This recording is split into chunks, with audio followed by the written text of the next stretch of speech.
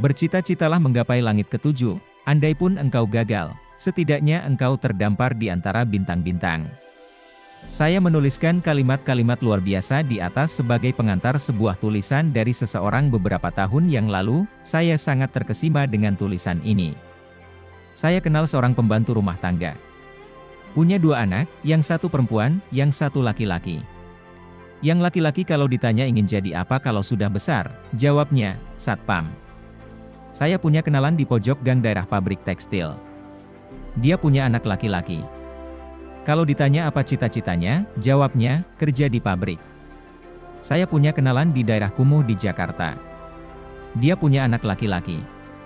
Kalau ditanya apa cita-citanya, jawabnya, jadi tukang parkir seperti yang di Tanah Abang itu. Saya punya kenalan di Bekasi, seorang tukang tambal. Dia punya anak perempuan.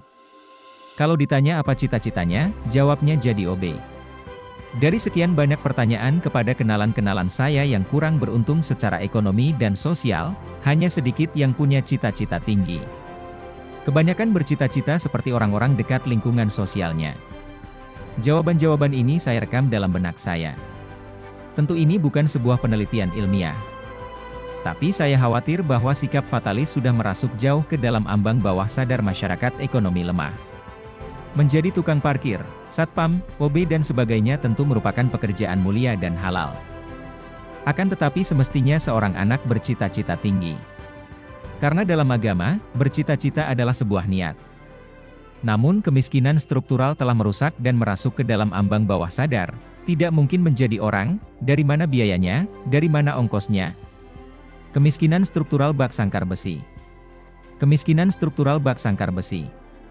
Sehebat-hebatnya sang burung mengepakkan sayap, dia tak akan mampu mendobrak sangkar besi itu. Lama-lama dia tidak mau lagi mengepakkan sayap, karena toh percuma.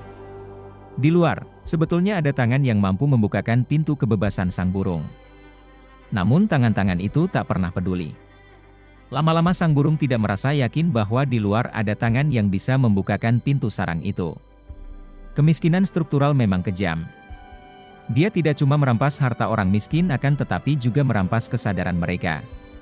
Padahal untuk bebas dari kemiskinan, keterbelakangan, kedoifan harus diawali dengan keyakinan bahwa dia bisa menggapai sesuatu. Lihatlah Devi Triasari, yang ayahnya seorang buruh dan ibunya pembantu rumah tangga di Solo. Devi berhasil lulus dari Universitas 11 Maret dengan IPK 3,99 dan meraih predikat cum laude. Lihatlah Raini, anak tukang becak di Semarang yang lulus dari Universitas Negeri Semarang dengan IPK 3,96 dan mendapat beasiswa ke Inggris untuk menempuh master. Dia memang bercita-cita ingin sekolah di luar negeri. Ada juga Agung Bahtiar, juga anak seorang tukang becak yang lulus jadi dokter dengan IPK 3,56. Ada juga Papa Wendy Indarjo, anak seorang pembabat semak di Kalimantan, yang lulus jurusan matematika di IPB Bogor, dengan IPK sempurna, 4,00. Dari kutipan-kutipan wawancara mereka di media, terlintas bahwa dari kecil mereka bercita-cita tinggi meski sadar orang tuanya tidak mampu. Masih banyak anak-anak kurang beruntung yang alam bawah sadarnya menutup mereka terhadap cita-cita tinggi nan mulia. Ini adalah tugas kemanusiaan bagi siapapun untuk membongkar fatalisme sosial ini. Termasuk dalam hal ini adalah tugas agama. Namun sayang sekali dakwahisme tidak menyentuh hal-hal seperti ini. Karena dakwahisme dipandang hanya sebagai dakwah verbal. Umat berbondong-bondong mendengarkan penceramah yang menarik, yang bisa menyentuh kalbu, kalau perlu hingga menitikkan air mata. Umrah dan haji dianggap sebagai pencapaian terakhir kesalehan. Dakwahisme yang hanya bersifat verbal dan mengandalkan penuhnya kerumunan umat di lapangan maupun di layar media harus berubah. Para pemimpin agama harus mendorong umat agar peka kepada soal kemanusiaan.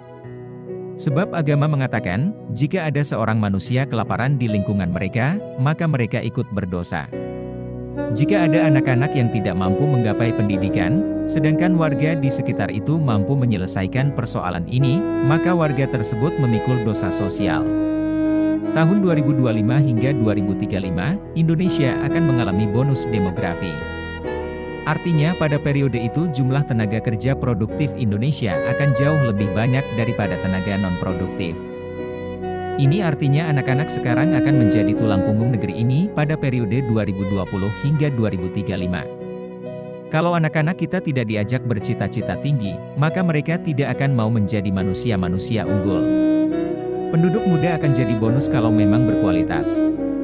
Akan tetapi mereka bisa jadi bom waktu kalau mereka tidak terdidik sehingga tidak mampu masuk lapangan kerja yang baik.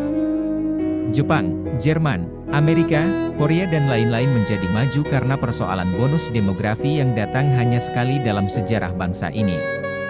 Somalia dan negara-negara lain adalah contoh gagalnya bonus demografi. Maka, marilah kita perkuat dakwah dengan gerakan-gerakan membebaskan umat terbelakang menjadi umat yang maju. Dakwah seharusnya membongkar fatalisme sosial di ambang bawah sadar ini. Sesungguhnya Allah, Azza wa Jalla berfirman, "Aku akan mengikuti persangkaan hambaku kepadaku. Dan aku selalu menyertainya apabila ia berdoa kepadaku." HR Bukhari dan Muslim. Kalau kita menyangka hanya bisa jadi tukang becak, ya maka dia hanya akan jadi tukang becak. Tapi kalau dia bercita-cita tinggi, boleh jadi cita-cita itu tercapai. Para ulama harus menjadi motivator-motivator sosial, bukan hanya fokus pada persoalan politik saja. Lembaga-lembaga dakwah jangan hanya menjadi tukang meminta dana APBN, akan tetapi menjadi mitra pemerintah untuk memobilisasi potensi umat demi mempercepat misi negara untuk memajukan pendidikan bangsa. Dakwah-dakwah yang sibuk mencela mazhab lain, atau yang mengkafirkan golongan lain, tidak banyak membantu mengawal bonus demografi. Berbagai macam cara kita untuk berdakwah, sampaikan walau satu ayat. Dalam Islam sendiri ayat yang termasuk awal turunnya firman Allah yakni Iqra, atau bacalah atau dalam dimensi yang lebih luas bisa kita artikan belajarlah.